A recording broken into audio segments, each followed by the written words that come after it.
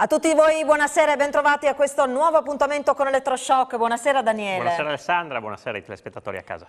Alle nostre spalle la schermata realizzata come sempre con la collaborazione di David Fontana, che ringraziamo. Antipatiche canaglie è il titolo di questa puntata, Daniele. Abbiamo preso spunto da una serie che aveva come protagonisti questi bambini, queste piccole pesti, possiamo dire. Parliamo di ragazzi, parliamo di adolescenti questa sera e lo facciamo prendendo spunto da un episodio di cronaca che ha fatto tanto discutere e tanto riflettere, un pestaggio che è avvenuto nel corso dell'estate a Lignano, vittima un ragazzo minorenne della provincia di Padova che è stato rapinato e pestato a sangue da due coetanei della provincia di Udine. Una rapina e un pestaggio che sono stati ripresi con un telefonino e poi queste immagini hanno iniziato a girare prima tra WhatsApp, poi sono finiti nei social, finché quelle immagini sono state viste anche dalla polizia che è intervenuta. Prenderemo spunto però da questo episodio per un'analisi un po' più ampia, per parlare del rapporto tra adolescenti, ragazzi e nuove tecnologie, per parlare di bullismo, ma vogliamo fare un passetto oltre, una prospettiva anche positiva, perché sicuramente c'è anche la possibilità di avere un approccio positivo e costruttivo con queste nuove tecnologie, magari insomma con l'aiuto di tutti, della famosa comunità educante, come si suol dire, Daniele. È vero, in alcuni casi siamo ben al di là delle antipatiche canaglie, come abbiamo voluto titolare questa sera, perché le immagini che vedrete, che abbiamo già proposto nel corso dei telegiornali, sono molto forti e ci portano uno spaccato di una gioventù che a volte fa davvero paura. Allora direi, Daniele, di andare a presentare subito i nostri ospiti. Al mio fianco Angelica Giancola, che salutiamo e ringraziamo per la sua presenza. Buonasera, grazie per essere con noi, criminologa. Lascio a te la parola, Daniele. Qui al mio fianco Giacomo Trevisan, coordinatore FVG MEC Media Educazione Comunità. Buonasera.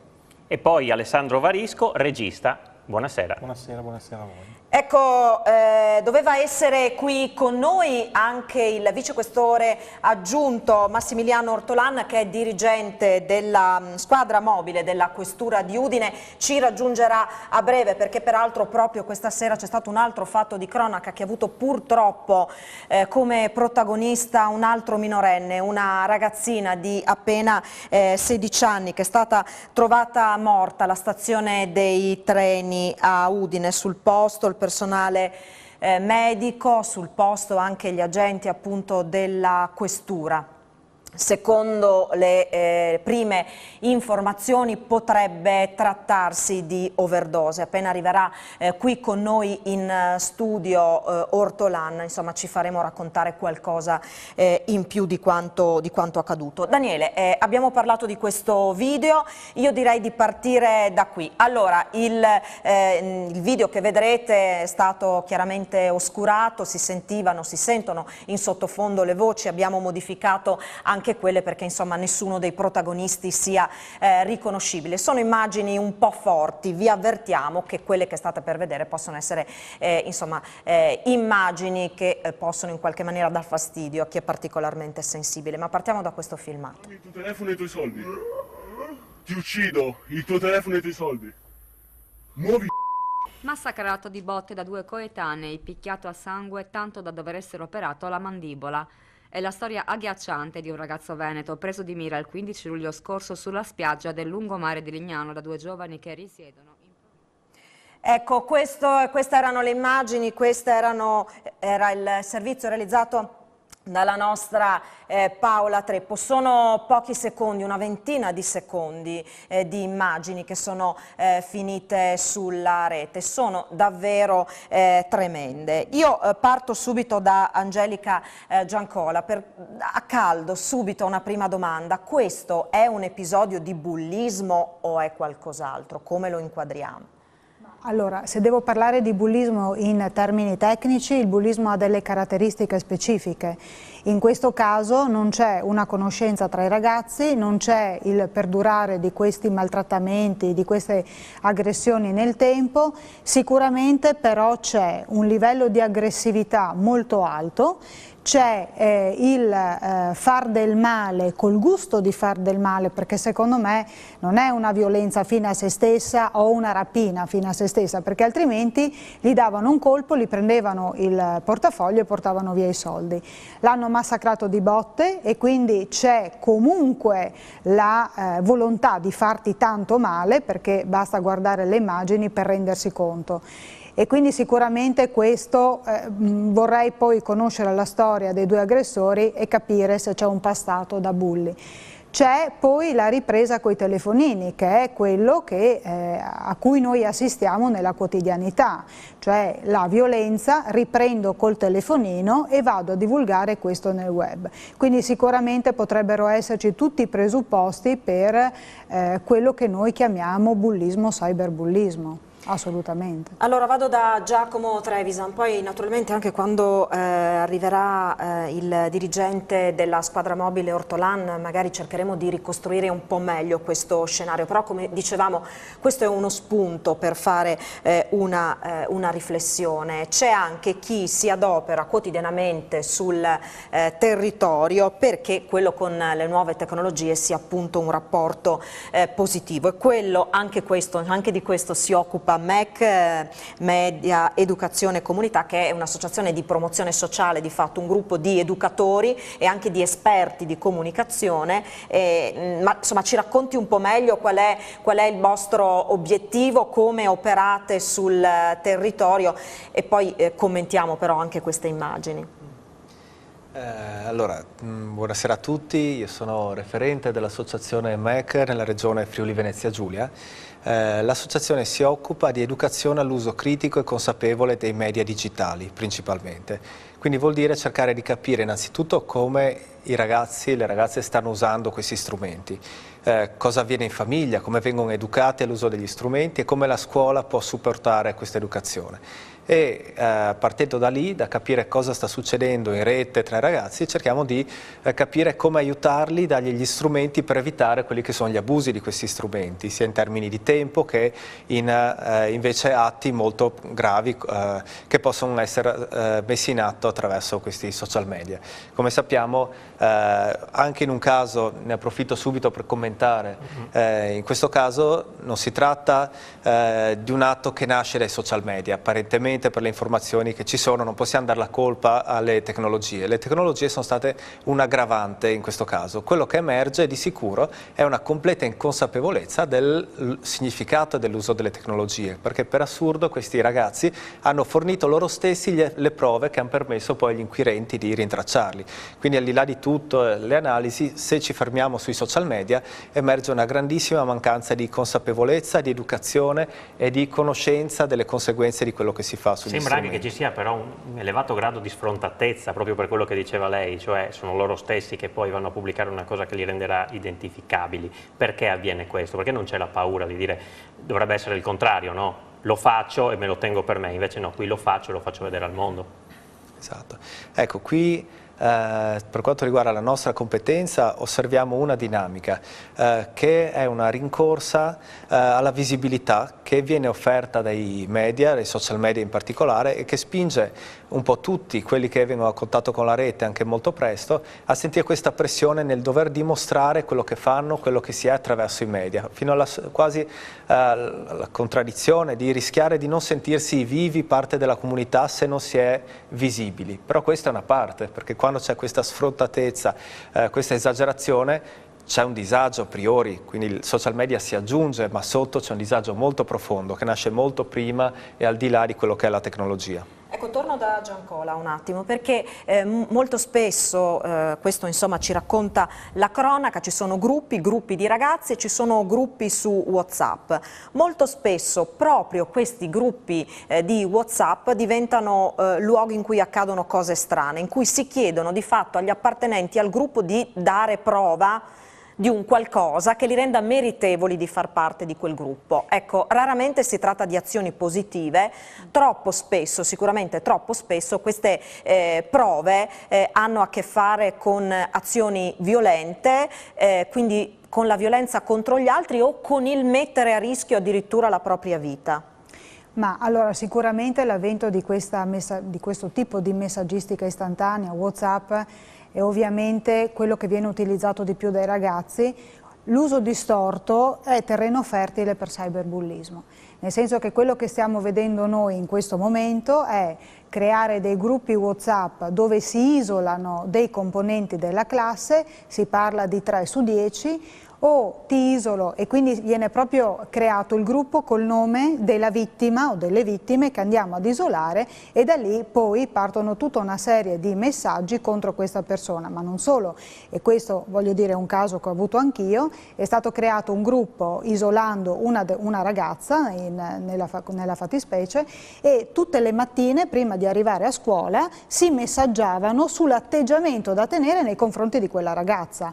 Oppure che cosa fanno? Creano sempre questo gruppo WhatsApp permettendo alle persone, alle vittime di farne parte, però non puoi permetterti di parlare e quindi devi subire tutti i video che vengono mandati, tutte le denigrazioni che vengono fatte e questo è devastante perché ovviamente provate a immaginare, io dico sempre, io continuo a battere sul discorso dell'empatia, come possa stare questa ragazza o questi ragazzi nell'entrare in classe e che comunque l'umiliazione di vedere la propria immagine, perché ovviamente parliamo di video e di foto che vengono rubate, che vengono fatte contro la sua volontà, divulgata all'interno del gruppo, addirittura ragazze che sono state picchiate, ovviamente si riprende coi telefonini, quindi c'è non solo il maltrattamento fisico ma anche l'umiliazione nel vedere la tua persona, no? Perché è la tua dignità che viene meno e queste immagini che poi con un tantam che è velocissimo, perché da un gruppo WhatsApp poi ovviamente ne vengono costituiti altri, e questo è assolutamente devastante, cioè bisogna intervenire nell'immediatezza, non bisogna lasciar passare queste cose qua. Ma di che fasce di età stiamo parlando? Ma allora la fascia di età diciamo maggiormente colpita va dagli 11 ai 14 anni e devo dire che purtroppo questa età si sta abbassando.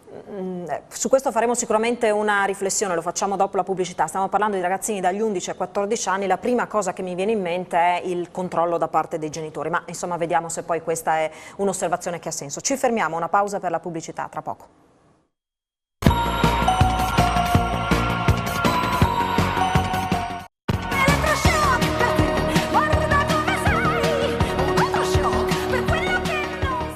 Di nuovo in diretta con Elettroshock, abbiamo toccato già alcuni temi che sono quelli che riguardano i ragazzi, in alcuni casi i ragazzi terribili o antipatiche canaglie, come abbiamo voluto titolare la puntata di questa sera. Abbiamo toccato il tema del bullismo e adesso lo affrontiamo in modo ancora più approfondito con Alessandro Varisco, che è un regista del film Così vicini, così lontani, lo ha girato peraltro nelle scuole del Pordenonese tra Sacile e Bruniera. Allora, prima di parlare con lui del tema bullismo, vi facciamo vedere quello che è il trailer del suo film.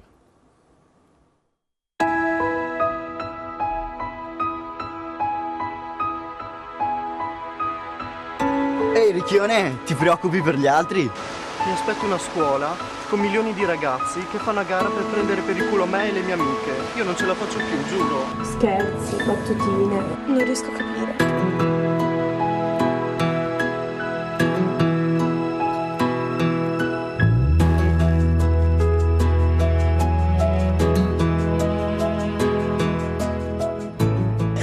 Impariamo i dialetti uno dall'altro. Ma per una volta fidati di me. Io la forza l'ho presa dalla mia passione. Sapessi quante lacrime ho versato. Niente, non lo vedi? Andrea è sempre il solito vanitoso. Sì, senti chi parla. Rispondiamogli con un bel sorriso, dai. Io bene, davvero. C'è qualche problema? Devi stare attento.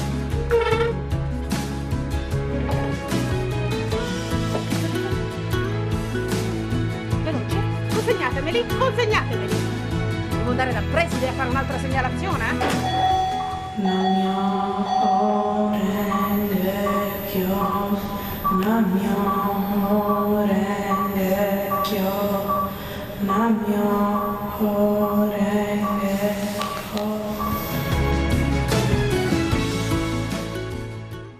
Queste alcune delle immagini del film, così vicini, così lontani. Intanto, Varisco, lei lo ha raccontato con delle belle immagini, è anche un film che racconta poi una storia di amicizia, che ha anche una conclusione, diciamo, positiva, ma il bullismo che lei ha toccato con mano per realizzare questo film, che cosa le dice?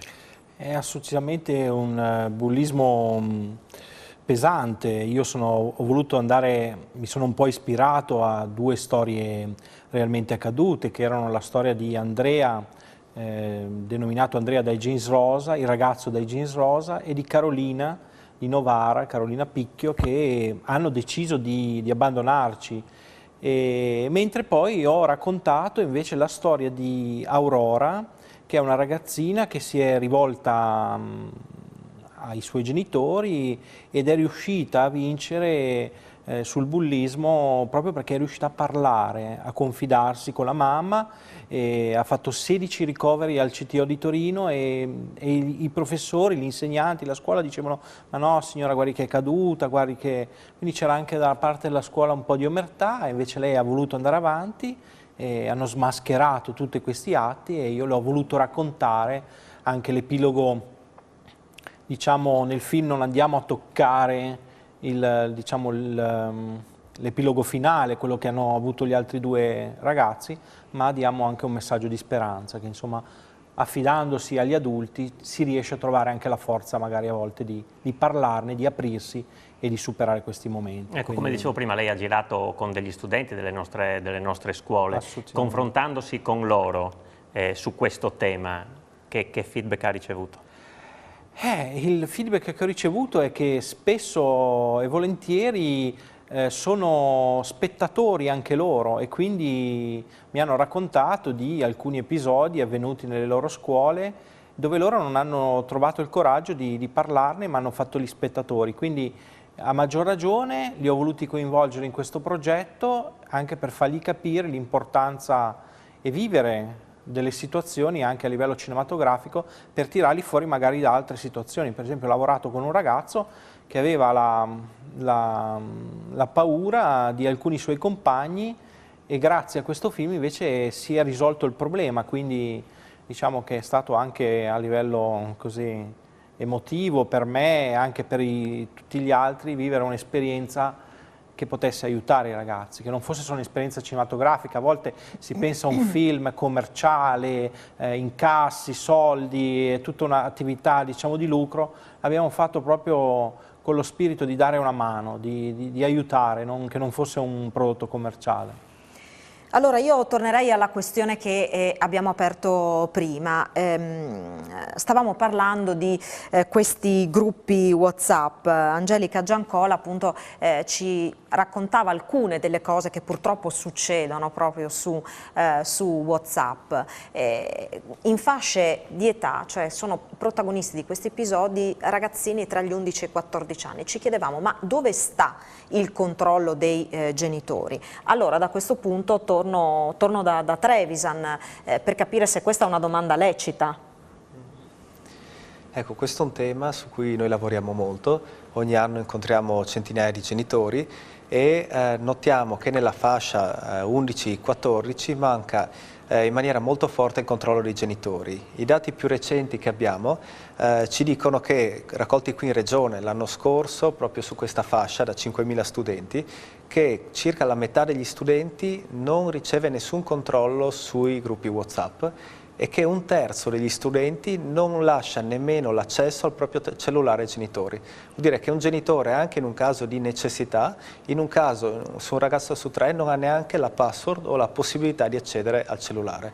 Cosa nasconde questo dal nostro parere? Innanzitutto una grossa difficoltà dei genitori a capire quali sono le regole in un ambito nuovo che si è sviluppato in maniera così veloce come il cellulare, lo smartphone e le app.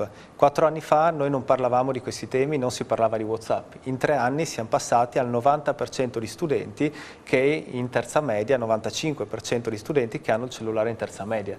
Quindi c'è proprio anche una novità che ha colto impreparati i genitori. Adesso mentre lei parlava mi veniva in mente una cosa: penso ai genitori che che si preoccupano quando per la prima volta i propri figli salgono a bordo di uno scooter o quando si preoccupano perché i propri figli hanno una macchina. C'è un patentino, c'è una patente, c'è un percorso da fare, la scuola e insomma poi ci sono tutte le raccomandazioni del caso da parte dei genitori. Non è che qualcosa di simile dovremmo inventarcela o magari già esiste anche per questi strumenti, visto appunto quello che sta succedendo?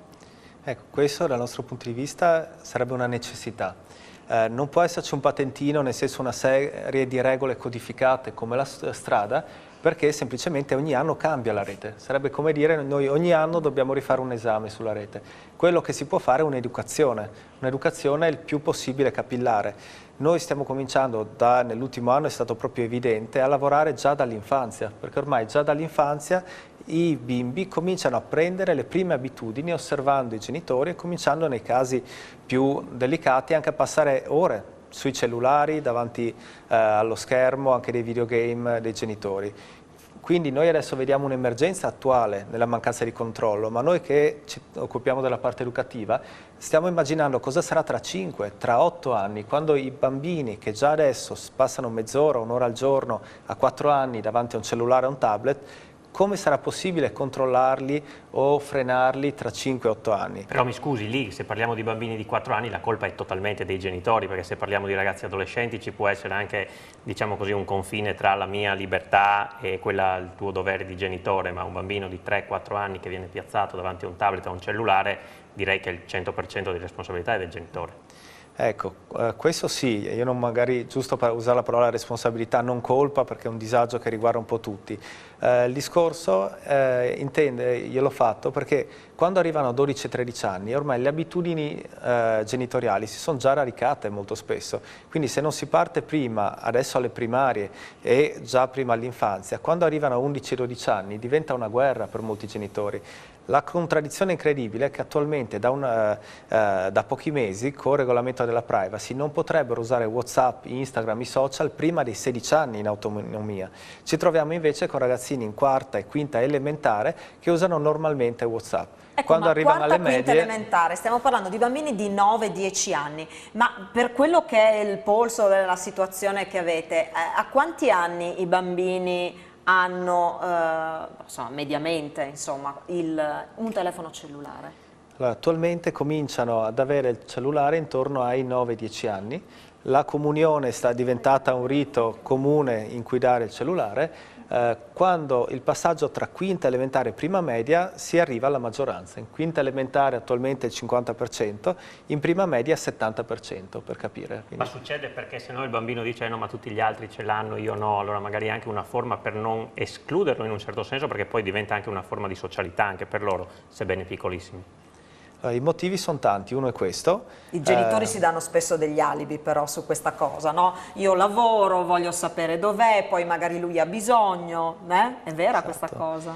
I motivi sono tanti, a volte alibi, a volte motivi di vario tipo. Quello che manca è una consapevolezza della comunità, perché se io genitore mi trovo da solo a dover dare delle regole, la cosa diventa a volte insormontabile. Certo. Manca anche un po' una sensibilizzazione di comunità, che è quello che cerchiamo di fare, per esempio adesso mettendo insieme più parti della rete, il garante, i pediatri, c'è solo un lavoro d'insieme. Quello che comunichiamo ai genitori è che un'unica famiglia ha una responsabilità molto alta di informarsi, ma è una lotta veramente impari, bisogna allearsi tra famiglie, con la scuola, con la comunità e con le istituzioni.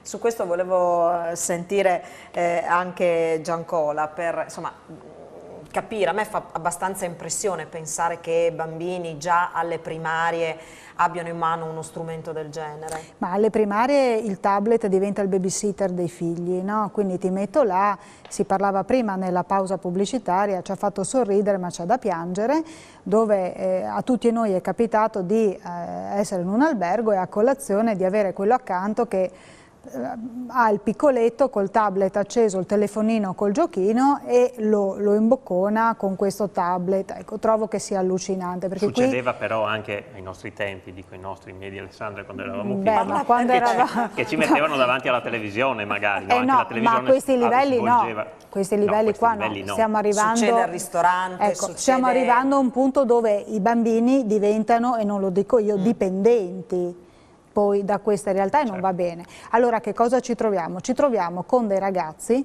che utilizzano queste nuove tecnologie non più ai nostri tempi per documentarci, per andare a fare delle ricerche, ma oggi è diventato il loro mezzo di comunicazione, è il loro mezzo per aggregarsi, ok?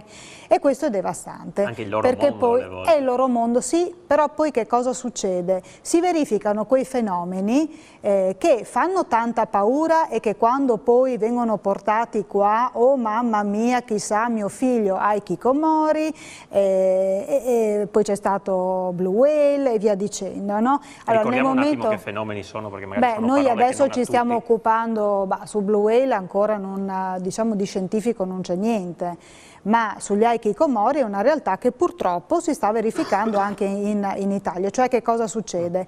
È un fenomeno che colpisce i ragazzi come fascia di età terza media prima superiore.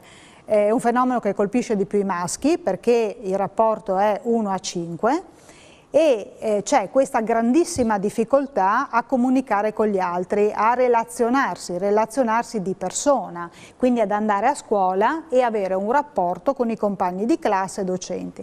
Allora che cosa succede? Soprattutto quando i ragazzi diventano vittime e i ragazzi, come giustamente si diceva prima, non parlano, perché poi c'è le regole del gruppo, perché per gli adolescenti appartenere al gruppo è fondamentale e quindi io non posso trasgredire quelle regole, i panni sporchi si lavano in casa, quindi io non posso parlare con gli adulti perché ho paura di ulteriori ritorsioni. Prima si stava parlando, giustamente diceva il regista, degli spettatori. Hanno un ruolo fondamentale, soprattutto nella prevenzione. Non bisogna focalizzarsi su bullo vittima, ma gli spettatori sono quelli che possono stoppare questo fenomeno immediatamente. Il bullo è bullo finché c'è il gruppo degli spettatori o dei gregari, come lo volete chiamare, che gli gravita attorno e che gli dà la forza. Allora che cosa succede? La vittima già non parla. Già, soprattutto se è vittima di una violenza psicologica, è difficile riuscire a scoprirla nell'immediatezza. Allora io che cosa faccio? Torno a casa, mi creo una vita virtuale che è quella dove io riesco ad ottenere maggiore beneficio, sto meglio, perché alla fine posso essere il personaggio che vorrei, posso inventarmi di essere forte, di essere molto socievole, cosa che non sono, e si arriva poi a vivere da reclusi. Cioè sono stati intervistati dei ragazzi, è un fenomeno che nasce in Giappone, dove siamo proprio si parla di 500, 1 milione di casi, quindi, e questi ragazzi hanno vissuto segregati nelle proprie camere senza uscire da quella camera. Le domande fatte ai genitori, e lo dico da mamma, ma scusate, ma voi non avete visto vostro figlio che è chiuso in una stanza e da quella stanza non esce perché addirittura gli portano da mangiare in camera? La risposta è stata, beh, ma noi andiamo a lavorare, abbiamo delle telecamere e vediamo nostro figlio dalle telecamere. Non c'è nient'altro da aggiungere. Ad oggi in Italia si parla di 20-30 mila casi. Quindi, secondo me, come diceva il dottor Trevisan, bisogna per debellare o quantomeno cercare di aiutare questi ragazzi, poiché questi adolescenti saranno gli adulti, no? In futuro, ma adesso siamo noi gli adulti, quindi abbiamo il compito di educarli al rispetto delle altre persone, delle idee, della legalità, ma dobbiamo insegnare anche a come ragionare, non a cosa pensare, ma come ragionare sì, perché questo è fondamentale. Allora, andiamo tra pochissimo in pubblicità. Voglio leggervi un paio di messaggi che nel frattempo sono arrivati. Potete scriverci messaggi SMS, WhatsApp, vedete il numero in sovraimpressione. Buonasera, ci scrive un telespettatore, simpatiche canaglie, fa riferimento al titolo che abbiamo dato a questa puntata, era ambientato negli anni 30 negli Stati Uniti. Che bulli, ma cosa volete parlare di tablet che non hanno neanche le luci nelle bici? Mus i frus, mus i genitors, ci scrive un telespettatore. telespettatore. E poi ci è arrivato un altro messaggio: noi come genitori, ci scrive Marco, dovremmo controllare i messaggi e ciò che gira attorno agli stessi social. A mio figlio, anche se ha quasi 17 anni, controllo i messaggi senza nessun problema. Siamo noi genitori che dobbiamo seguire la crescita per un futuro dei nostri ragazzi. Ci fermiamo, una pausa per la pubblicità, tra poco.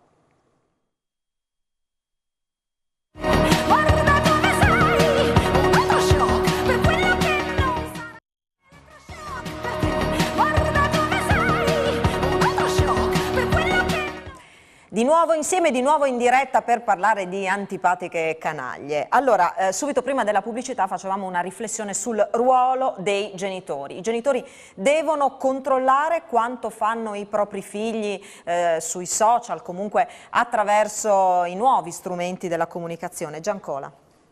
Io vorrei partire da una cosa che è scientifica, no? Il cervello dei nostri ragazzi, quella parte del cervello che controlla determinati comportamenti, impulsi, terminerà lo sviluppo a 20-21 anni.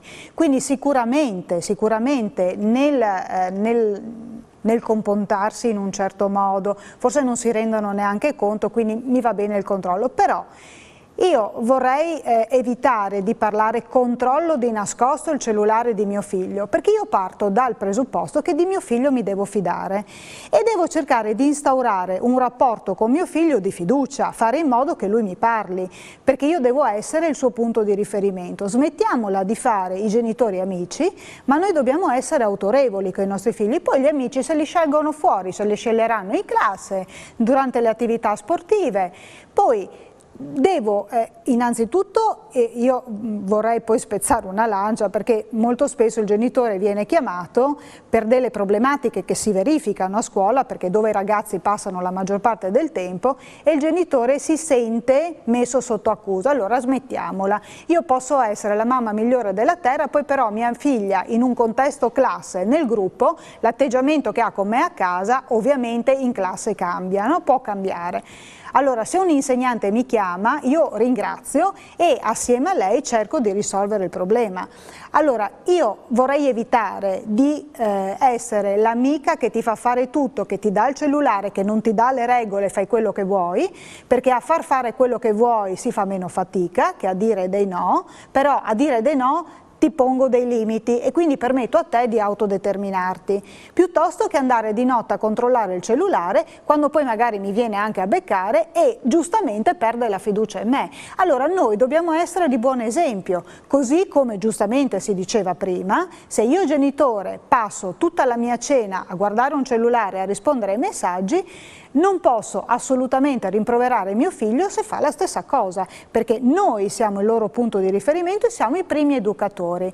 Giacomo, vorrei chiedere a te poi un parere tecnico, visto che voi avete poi le statistiche di quello che ti sto dicendo. Sentiamolo allora. Ecco, allora sono perfettamente d'accordo innanzitutto sul ruolo educativo, nel senso l'importanza di mettere dei limiti, di riuscire al contempo a mantenere un dialogo, che è la parte fondamentale. Sulla parte del controllo, ecco, ci stiamo lavorando molto in questi anni, perché il controllo da solo non è efficace, cioè il controllo funziona se parallelamente facciamo un lavoro di condivisione, se passiamo tempo con i nostri figli, se parliamo dei temi, cioè li interroghiamo anche su quello che succede anche nella cronaca.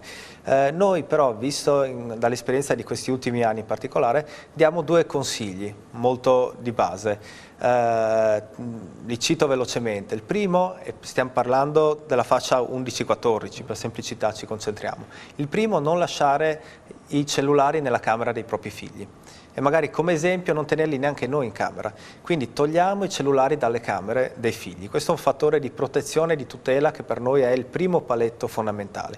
Il secondo paletto e consiglio che diamo e che è associato a questo è ogni tanto controllarlo. Non occorre controllarlo di nascosto, perché il discorso deve essere trasparente coi figli. Tu hai la tua privacy, tu puoi scrivere il tuo diario, noi ti fidiamo di te, ci fidiamo di te, ma la rete non è un posto in cui tu puoi stare da solo, è un contesto a rischio. è importante mettere anche i paletti legali, perché nei contesti a rischio come la rete, nella rete sappiamo che possono essere vittime di reati, vittime di tentativi di adescamento e a volte commettere dei reati, a volte anche senza rendersene conto. È un contesto a rischio. Allora in un contesto a rischio il genitore ha una responsabilità di vigilanza. Questo è, quando parliamo con i genitori, gli diamo anche un documento, il contratto, consigliamo di fare un discorso aperto. Bene, noi abbiamo delle responsabilità legali, che ci piacciono o no, dobbiamo farlo. Quindi ti avvisiamo che sul cellulare noi dovremo controllarti, ma lo sai, tu sai che è così. Quando noi abbiamo visto, ecco faccio un caso di esempi pratici, che molti dei casi di cyberbullismo o diffusione di immagini umilianti o a sfondo sessuale dei ragazzi sono state sventate, cioè non hanno portato conseguenze molto pesanti, perché nel gruppo WhatsApp di classe, parlo prima o seconda media, c'erano 1, 2 o 3 genitori che ogni tanto controllavano la notte, la sera, cosa succedeva lì. Sono questi stati i genitori sentinella che hanno permesso di sventare. Quindi il ruolo di controllare non è solo per i propri figli, ma deve essere trasparente, ma diventa un fattore di protezione per tutto il gruppo classe. Ma si fa un patto con i figli in qualche maniera? Si deve responsabilizzarli. Ti do uno strumento che non è come ai nostri tempi, no? Il cellulare, non siamo mica anzianoni, però voglio dire, quando il nostro primo cellulare era ti suona, accendo, rispondo, metto giù. Io adesso ti sto dando un computer. Di fatto ti sto dando uno strumento che è molto pericoloso, dove tu vieni proiettato in questo mondo e sei un po' allo sbaraglio, no? Perché giustamente... Se sono allo sbaraglio di adulti, molto spesso in questo mondo, figuriamoci dei ragazzi, figuriamoci degli adolescenti o dei bambini delle scuole primarie, cosa che mi continua a Questo è il rapporto tra i genitori e i figli. Varisco invece tra gli studenti e gli insegnanti, lei che l'ha toccato con mano, com'è questo rapporto? Si fidano degli insegnanti o anche lì c'è un muro troppo alto? No, c'è un muro molto alto. Gli stessi professori, ormai non parlo per la mia esperienza personale, io ho vissuto il bullismo sulla mia pelle e grazie a una mia professoressa che si è accorta di italiano sono riuscito a venirne fuori anche bene, ma ormai i casi ne parlano, professori bullizzati, quindi cioè, i ragazzi ergono un muro davanti a loro con i professori. No? Cioè, io proprio in questi giorni sto seguendo due casi perché lavorano con me, stiamo preparando un nuovo film e vedo che come va la scuola preferisco fare il film e questo mi rende triste e quindi ho dovuto mettere anch'io dei paletti e quindi adesso prima la scuola, se va bene fai il film, se no niente. Ma con chi si confidano i ragazzi? Se il problema nasce per esempio a scuola o nel loro gruppo di amici? Ma io vedo che tanti di loro si confidano con WhatsApp, con Instagram. Che diventa un circolo vizioso. Sì, con qualcuno che non conoscono, magari e in quel caso si insidiano, perché si sa, è staticamente provato, che si insidiano quelle persone, sanno che c'è quella debolezza e allora li vanno a contattare. Diciamo che mostrarsi deboli sui social no, non va proprio o non è di moda o diventa spesso purtroppo pericoloso. Anche perché sei davanti a tutti, quindi è allucinante. Trevisan, a proposito delle confidenze dei ragazzi. Io mi ritrovo molto con quanto detto, perché i ragazzi normalmente non sanno con chi parlarne. Nell'ultimo anno ci è capitato in 6 classi, noi abbiamo incontrato l'ultimo anno almeno una cinquantina di classi, su 6 classi abbiamo ricevuto delle segnalazioni di casi di abusi online, di situazioni a rischio dai ragazzi stessi. Perché l'hanno detto a noi? Perché noi abbiamo aperto un dialogo con loro su questi temi, gli abbiamo mostrato, raccontato delle storie, chiesto loro cosa ne pensano, abbiamo non detto cosa fare, abbiamo aperto un dialogo ed è emerso. Non dimentichiamo che comunque molte di queste storie ci sono tuttora professori con cui i ragazzi si confidano, non pensiamo che sia tutto uguale. Certo, però sulle tecnologie in particolare c'è un po' un tabù nella scuola, perché per i docenti è molto difficile riuscire a toccare questo tema, essere aggiornati, capire come affrontarlo e quindi non se ne parla in classe. Il nostro lavoro di questi ultimi anni è stato proprio lavorare con gli insegnanti per sviluppare assieme delle schede didattiche, delle strategie per innanzitutto aprire il dialogo, cioè già solo aprire il dialogo passa ai ragazzi il messaggio che di questo tema si può parlare e che se succede qualcosa il loro ruolo di spettatori, come diceva la dottoressa Giancola, può essere fondamentale e che c'è bisogno di parlarne e soprattutto che anche la scuola ha uno spazio per ascoltarli. Quindi via il cellulare dalle classi o altrimenti i telefonini sequestrati non è una strategia vincente. È meglio confrontarsi e fare capire del perché, è meglio lasciarlo spento e non utilizzarlo a scuola. Ecco, io terrei un po' separate, cioè diciamo che il tema c'entra ma non direttamente, nel senso che ci sono scuole che scelgono come politica di non tenere cellulari in classe e che riescono a instaurare un ottimo dialogo sulle tecnologie. Scuole che hanno addirittura tablet o qualsiasi tecnologia in classe in cui manca il dialogo, quindi magari possiamo tornare su questa cosa abbastanza controversa del cellulare in classe, ma la nostra esperienza non è quello che fa sentire i ragazzi più al sicuro o più nella possibilità di aprirsi su questi temi. Allora vi leggo, prima di andare in pubblicità, altri messaggi. Intanto ci ha riscritto Marco, il telespettatore che prima ci segnalava il fatto che controlla il cellulare del figlio 17enne. Dice: ovviamente controllo i messaggi con mio figlio presente, non di nascosto, e pretendo che in famiglia ci sia sempre dialogo. I problemi si risolvono sempre discutendone assieme. Un altro telespettatore ci scrive: buonasera, secondo me il problema nasce da quando i figli sono piccoli e per comodità non si dice mai no e per star tranquilli li si parcheggia davanti ai media. La pubblicità, a tra poco.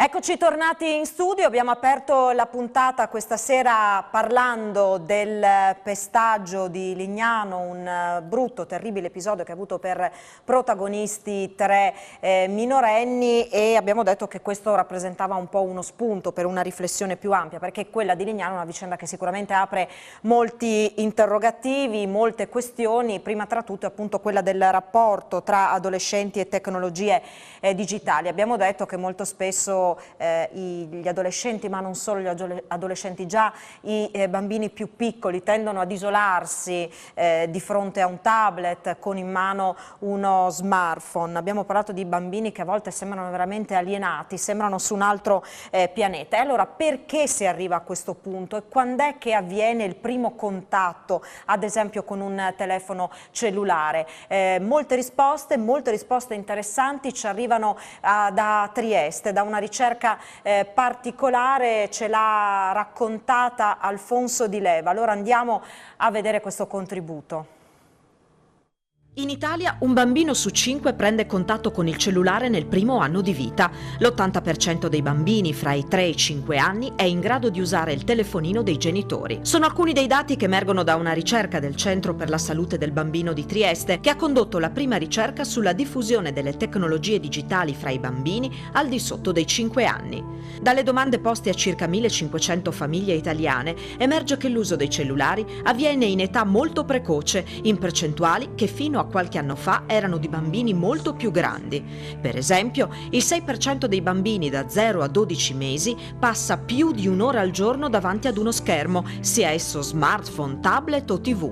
La percentuale schizza al 25% per i bambini fra i 3 e i 5 anni.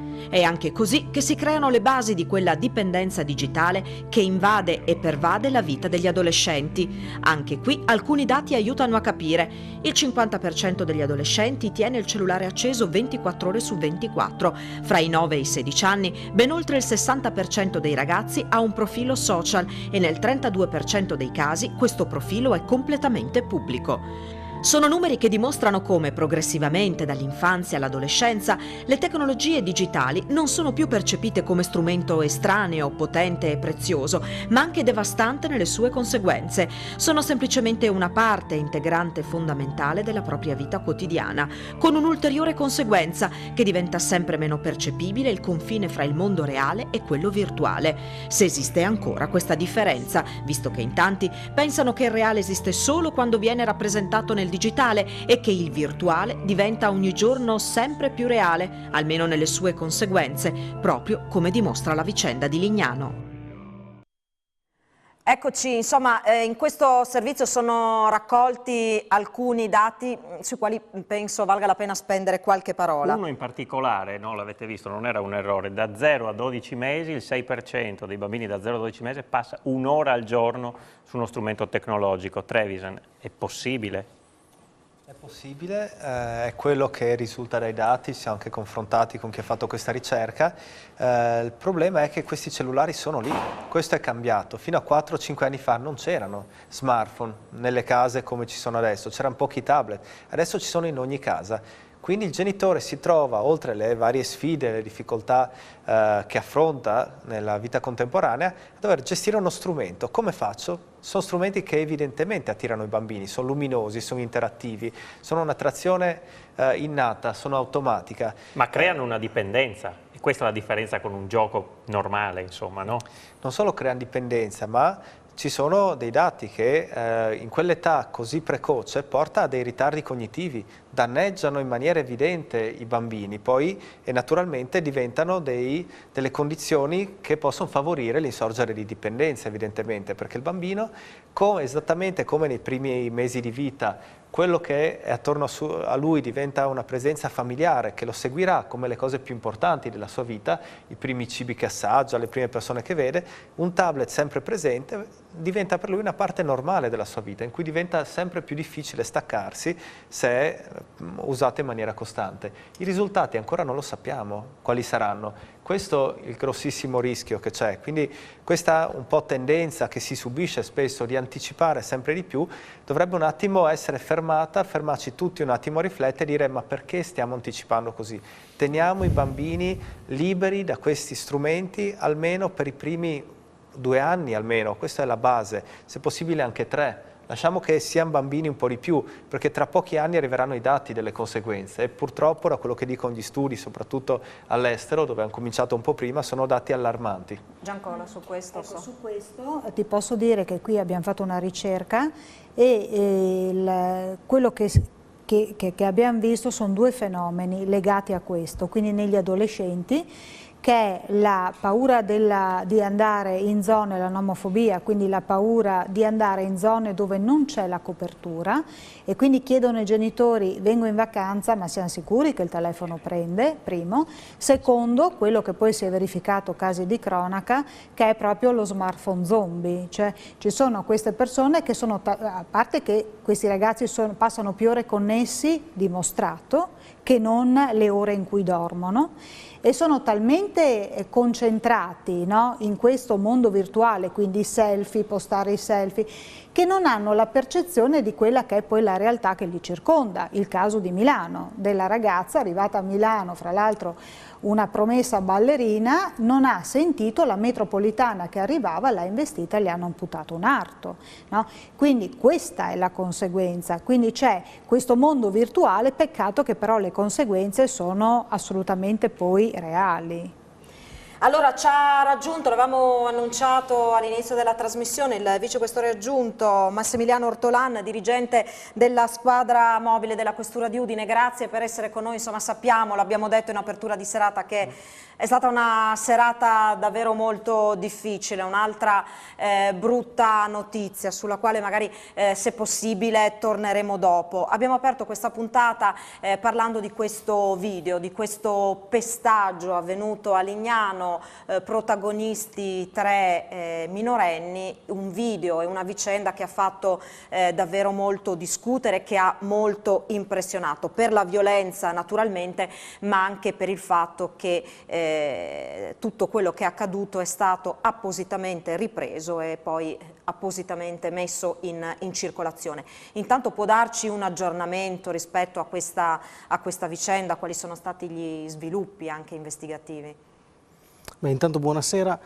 Non ci sono stati sviluppi particolari, nel senso che con le perquisizioni che sono state fatte venerdì scorso a carico dei 2 ragazzi minorenni, disposte dalla Procura per i minorenni di Trieste, l'attività si è sostanzialmente, diciamo, conclusa, nel senso che i minori sono venuti a conoscenza del fatto di essere indagati nell'ambito di questo procedimento.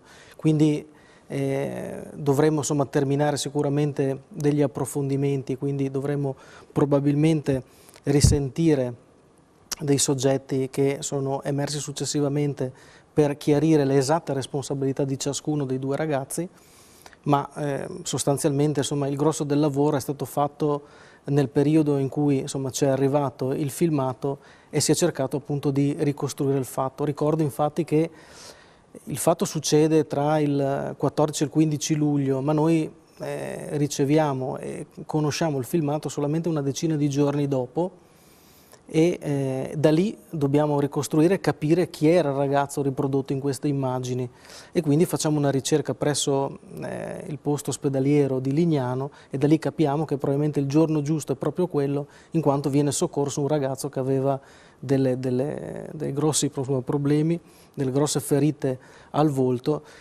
ragazzo che poi viene trasportato a Palmanova, a Udine, e poi a sua volta dimesso per tornare nella sua città d'origine ed essere operato. Lui in quel momento ha detto subito quello che era successo oppure no?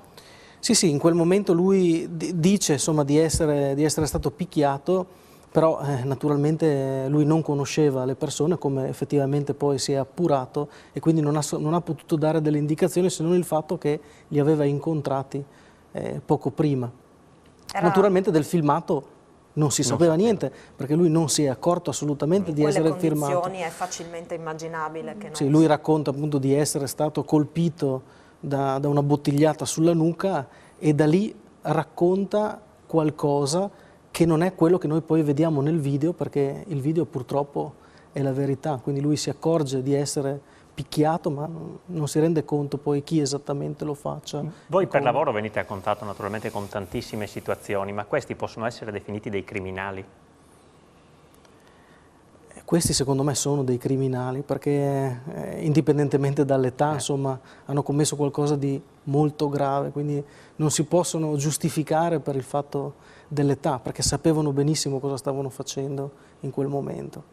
Ecco, quando abbiamo visto queste immagini per la prima volta, le abbiamo ovviamente trovate terribili, terrificanti, perché insomma sono sicuramente immagini crude. Poi le domande sono tantissime. Da genitore ti chiedi: se fossi io la madre del ragazzo picchiato, che cosa farei? E poi ti chiedi: se fossi la madre invece dei ragazzi che hanno aggredito quel giovane, cosa farei? Voi quando avete visto quel filmato cosa vi siete chiesti? Perché c'è il professionista naturalmente, poi c'è la persona anche.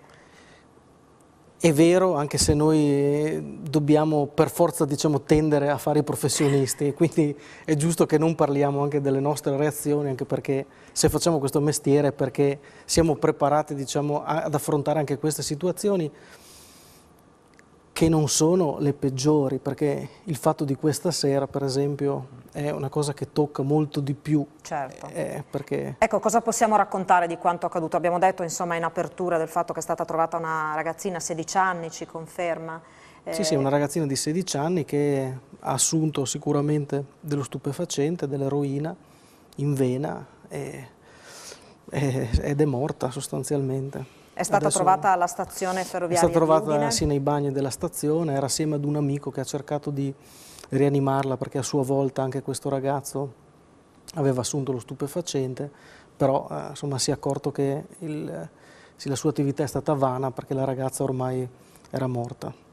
Adesso faremo gli approfondimenti necessari e cercheremo di capire da dove arriva lo stupefacente, l'eroina che i due ragazzi hanno assunto.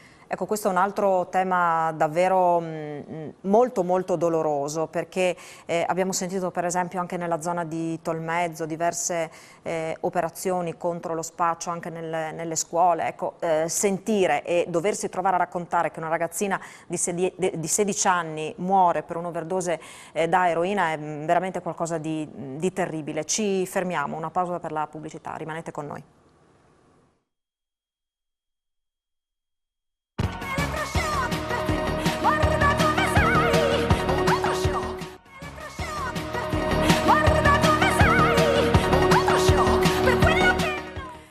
Eccoci di nuovo in diretta. Io tornerei per un attimo da Angelica Giancola. Abbiamo parlato del rapporto con le nuove tecnologie, abbiamo detto che molto spesso non c'è una vera consapevolezza intanto nell'utilizzo di queste strumentazioni, poi non c'è consapevolezza anche nei comportamenti che si hanno nell'utilizzare questi strumenti. Io farei un altro passetto un po' più in là, non c'è consapevolezza nemmeno di quando si compie un reato probabilmente. Ma a me alle volte viene da sorridere quando parlo con i ragazzi e alla domanda che faccio, ormai lo sanno, che cosa cambia dai 14 anni in poi, e molti di loro mi dicono nulla. Ma il problema è che questo non lo sanno neanche i genitori alle volte, cioè a 14 anni c'è l'imputabilità, cioè che cosa vuol dire? Che non risponde più il genitore delle marachelle, se vogliamo, fatte dai figli, ma rispondi tu minore, quindi sei tu che vieni denunciato, sei tu che andrai ad affrontare un processo, sì, c'è mamma e papà che ti accompagnano però.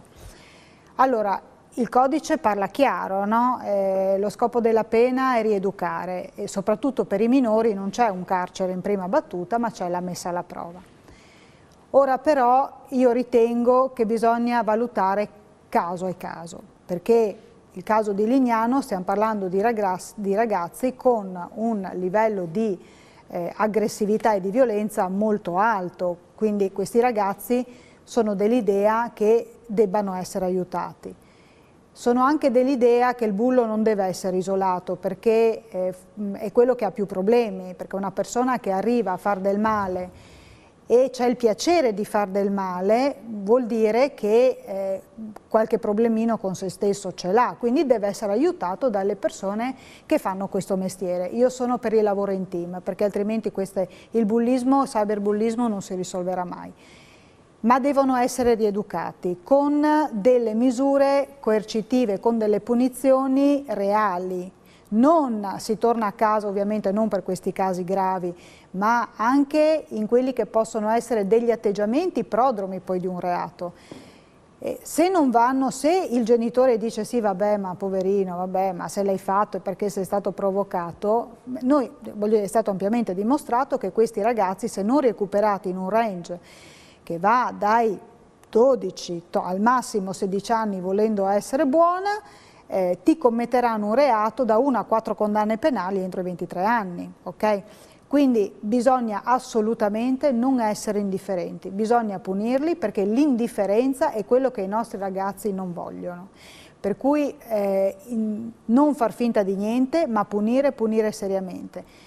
Ovviamente prima lei faceva la domanda da genitore, ecco io sono rimasta un po' sconvolta a vedere questo video perché ovviamente in prima battuta non c'è Giancola criminologa ma c'è Giancola mamma di 2 bambini. L'ho sempre detto, l'ho detto anche in diretta, chi me li tocca è finito. E lo dico anche da legale, quindi pazienza, troverò una posizione privilegiata in carcere, aiutatemi, però sono di questo paese, è chiaro, a vedere tuo figlio ridotto così, poi però ti fermi un attimino e dici, ok, e i genitori di questi ragazzi qua? Non è vero che sono dei genitori chissà che gente sarà, perché sfattiamo questa cosa. Sicuramente devo prendere coscienza che ho di fronte un ragazzo che ha bisogno di tanto aiuto e che devo bloccare questo atteggiamento e forse lo devo fare in maniera anche molto cattiva, no? Ma lo devo fare perché sono l'unica persona assieme alle autorità che realmente lo può aiutare. Quindi io sono dell'idea che bisogna fermarsi, non sentirsi colpevolizzati perché se mio figlio commette un reato del genere probabilmente non è colpa mia, non c'ero io lì che ho preso la bottiglia e gliel'ho fatta scaraventare, però se l'ha fatto, invece di darmi 1000 sensi di colpa, magari qualcuno ce l'avrò anche, ma devo assolutamente intervenire. Questo sì. Cioè qui non ci sono scusate. Ortolana, abbiamo parlato proprio più volte in chiave anche positiva di cosa si può fare in termini di prevenzione anche. Sappiamo che c'è un dialogo costante tra la scuola, le istituzioni, le forze dell'ordine. Cosa si sta facendo? Che cosa trovate, ritenete che sia utile, che funzioni per evitare insomma, che episodi del genere diventino sempre più frequenti?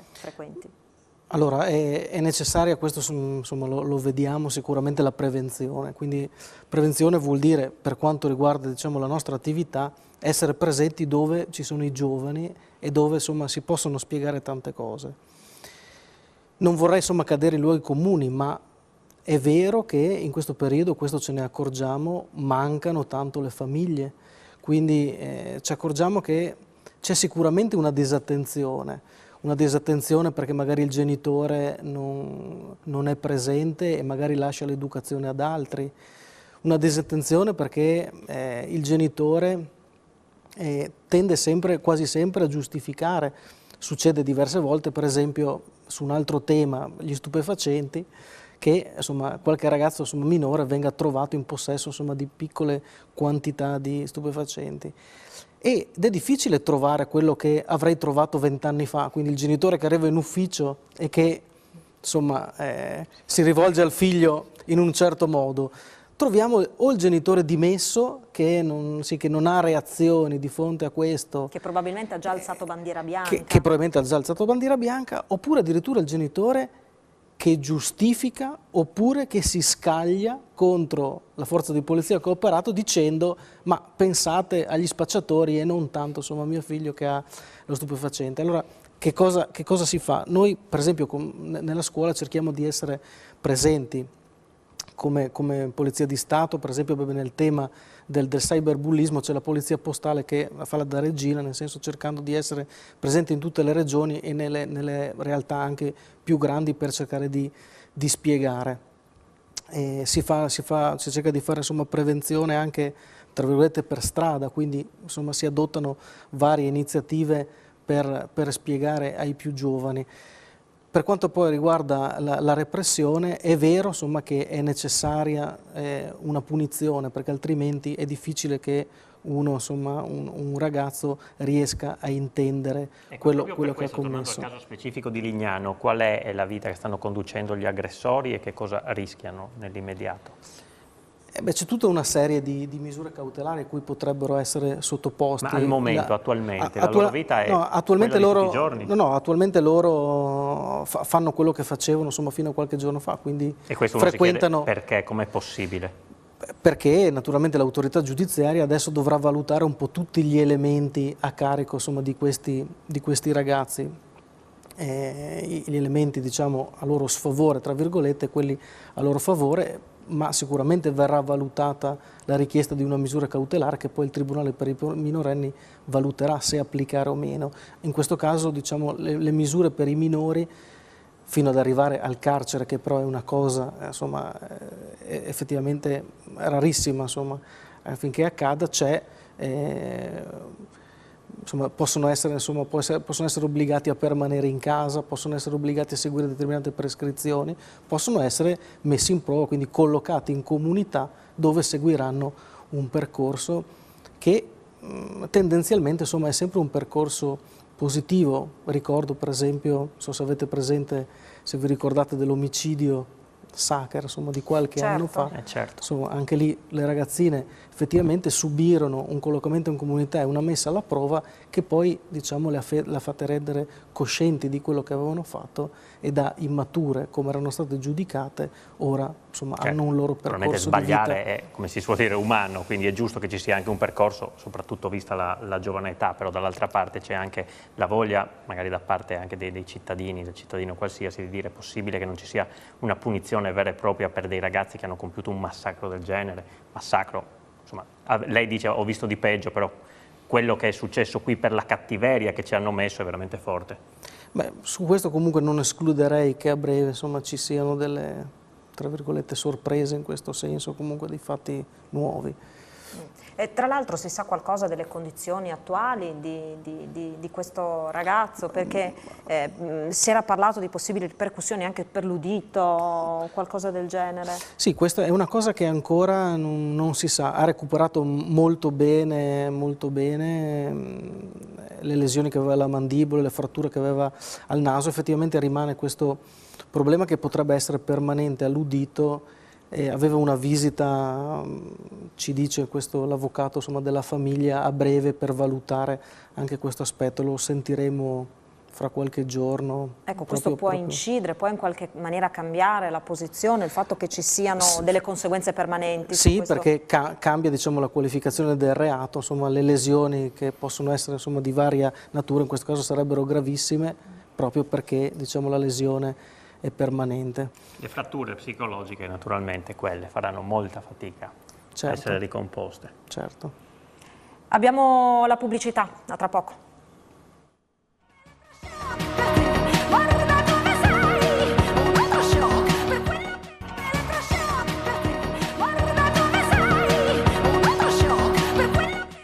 Ci avviamo verso la fine, tantissime le riflessioni che abbiamo fatto nel corso di questa puntata, ci sarebbe ancora moltissimo da dire.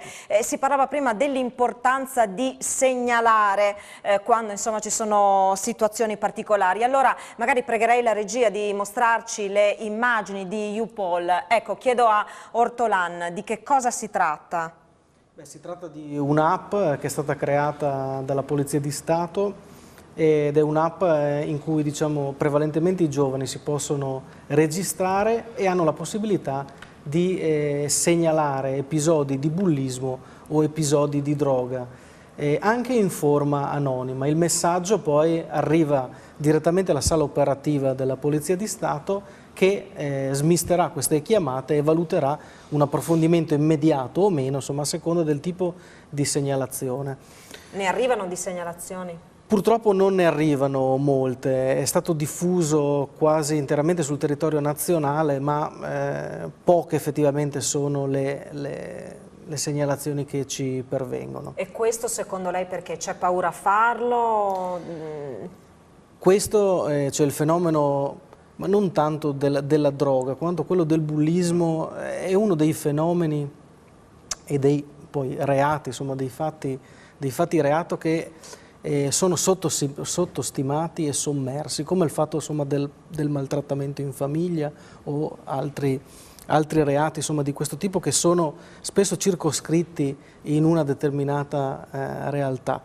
Quindi il nostro compito è quello certamente di farli emergere. In questo, insomma, conta molto sicuramente la famiglia in primis, e poi il mondo scolastico, perché se non abbiamo docenti e dirigenti scolastici che si rendono conto che hanno un ruolo fondamentale non solo nell'insegnamento, ma anche nell'educazione, inteso nella segnalazione di qualche problematica, allora rischiamo, insomma, che i nostri giovani, che spesso magari non sono seguiti così bene in casa, abbiano anche delle difficoltà a scuola proprio per il fatto che certi fatti non vengono segnalati. Ecco, proprio sul mondo della scuola, ne avevamo parlato prima con Alessandro Varisco, che tra l'altro ha dato vita l'anno scorso per la prima volta al Pordenone International Film Festival, che state pensando di riproporre il prossimo anno proprio con un tema ad hoc. Sì,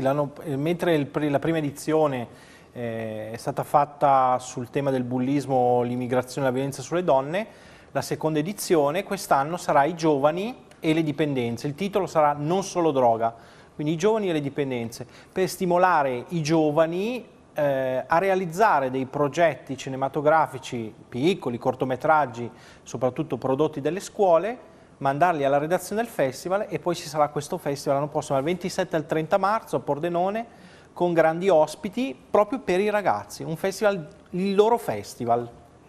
Tornando alla comunità educante, Trevisan, per arrivare un po' a conclusione rispetto anche a quello che ha sentito, cosa vuole aggiungere? Io aggiungerei un segnale positivo magari che deriva da una nostra sperimentazione negli ultimi 3 anni di una strategia di intervento per i casi di bullismo e cyberbullismo basato sulla giustizia riparativa. Il concetto è che è possibile coinvolgere gli studenti che si trovano in una situazione di bullismo o cyberbullismo, anche come spettatori, come si diceva, per essere loro stessi attori positivi e risolverla. Quindi non pensare che sempre dall'alto ci deve essere l'intervento dell'adulto che sistema le cose, ma chiamare i ragazzi a essere responsabili all'interno della classe di quello che succede in una situazione di sofferenza. La cosa positiva è che la risposta è stata molto buona. Sembrava che molti dei gruppi di ragazzi non vedessero l'ora di avere una fiducia, una responsabilità. Nell'ultimo anno 6 casi delicati tra bullismo e cyberbullismo sono stati gestiti in maniera semplicemente guidando i ragazzi che sono riusciti a rincludere e a risolvere una situazione di sofferenza, e questo ci ha dato insomma molta speranza nel fatto che quando vengono chiamati, quando gli si dà fiducia, gli si dà responsabilità, i ragazzi rispondono. Quando incontrate i genitori, magari diciamo quelli che hanno minor dimestichezza con questi strumenti, che cosa vi dicono? Qual è il loro modo di chiedervi aiuto? Beh, spesso c'è uno sconforto perché dopo una serata in cui gli raccontiamo cosa succede in rete rimangono magari un po' terrorizzati, dicono ma come facciamo? Poi noi cerchiamo di dare degli strumenti anche concreti, dei consigli. Vera difficoltà che loro stessi ci comunicano è ma noi qui abbiamo capito una serie di cose, ma l'altro 80% di genitori che non è presente a queste serate, ecco, come facciamo a raggiungerli? Questa è la nostra sfida adesso, come riuscire attraverso un'alleanza tra tutti gli enti, che alcuni sono qui rappresentati, sia educativi che anche le istituzioni, si riesca a dare dei messaggi forti che riguardano tutta la comunità e che a volte anche non lasciano i genitori da soli, perché una cosa che ci viene trasmessa è che molti genitori si sentono un po' da soli in questa sfida che è grande. Educare i genitori, quindi, magari possiamo vedere anche questa schermata che la regia ci sta per proporre, eccola qua, rissa tra genitori, stop alla partita under 12, quindi parliamo di bambini a San Vito al Torre, un amichevole ancora udinese, perfino i carabinieri sono dovuti arrivare, i bambini sono finiti negli spogliatoi, proviamo a pensare che cosa passi nella testa di questi bambini che vedono i genitori azzuffarsi in quello che dovrebbe essere un momento assolutamente lieto e di totale divertimento, e poi addirittura arrivare i carabinieri ortolani. Sì, capitano anche queste cose, magari venite chiamati anche... Cioè, voglio dire, perfino i genitori riescono a distrarvi dal vostro lavoro, che è già tanto, per dover intervenire in situazioni che, insomma, se la vanno proprio a cercare, no? Ma direi che è giusto che interveniamo anche in queste occasioni, e adesso, al di là dell'intervento poi sul posto dei carabinieri, io non escludo anche in questo caso che ci siano prossimamente dei provvedimenti nei confronti di questi genitori, perché effettivamente quello che è successo è scandaloso. Che insegnamento diamo noi genitori ai nostri figli?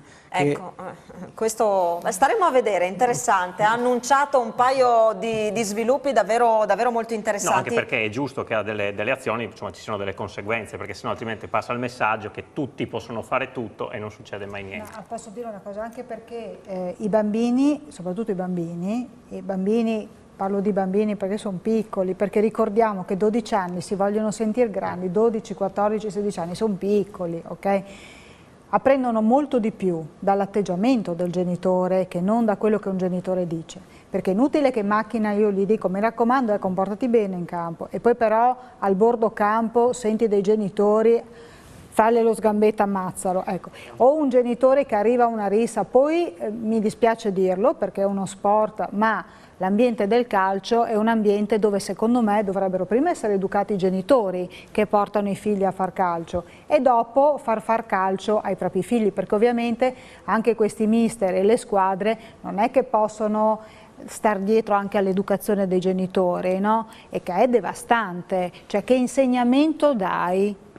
Perché poi tuo figlio che ti vede a bordo campo che stai menando, che stai picchiando, che ti azzuffi, che dici parolacce, e devo dire che le cose peggiori le ho viste fare alle volte alle mamme, sicuramente nel momento in cui si comporta nella stessa maniera, perché per lui diventa quasi normale, soprattutto utilizzare un certo linguaggio, e lì permettetemi ci sarebbe da fare un'altra trasmissione. Ma lo faremo, abbiamo capito che ce n'è bisogno, assolutamente. Mi raccomando, messaggio che io voglio dare ai ragazzi, perché questo è un momento veramente delicato. Non abbiate timore di parlare, parlatene a scuola, ci sono le forze dell'ordine bravissimi, vi mettono a vostro agio, non c'è da vergognarsi. Andare a denunciare una situazione non è essere deboli, ma dimostrare agli altri che siete più forti e state aiutando in questo caso il bullo a non finire poi in situazioni gravi, perché non pensiate che non capita, in situazioni gravi come quella di Lignano. Ecco, Varisco ha un rapido messaggio da lanciare.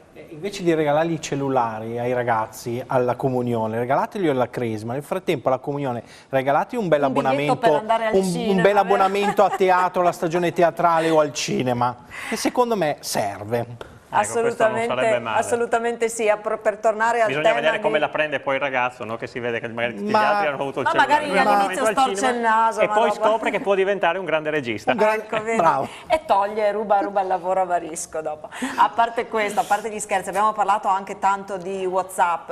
A proposito dei genitori, si faceva anche una riflessione sulle tante chat che abbiamo, dove insomma molto spesso si leggono cose davvero poco edificanti anche per la categoria dei genitori. Abbiamo parlato dell'ambito sportivo, dove davvero chi ha figli che frequentano insomma attività sportive, il calcio prevalentemente, ma davvero non è solo quello, perché ormai è la competizione sul campo, fuori dal campo, tra chi gioca, tra i genitori di chi gioca.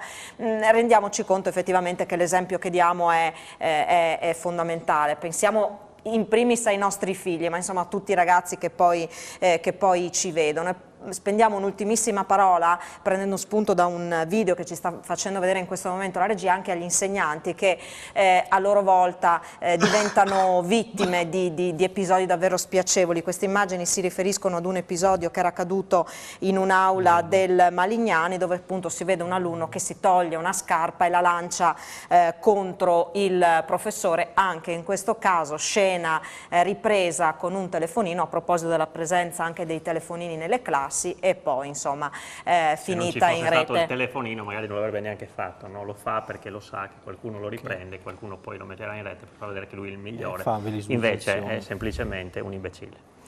Su questo noi ci fermiamo, ringraziamo moltissimo i nostri ospiti perché davvero hanno dato un importante contributo alla riuscita di questa trasmissione. Speriamo davvero che ci siano per tutti noi spunti di riflessione, ne abbiamo raccolti tanti, facciamone davvero tesoro. Grazie davvero a tutti voi, grazie ai tecnici in studio, in regia e naturalmente anche a voi che ci avete seguito da casa. Alla prossima settimana. Grazie, a mercoledì, buonanotte. Arrivederci, buonanotte.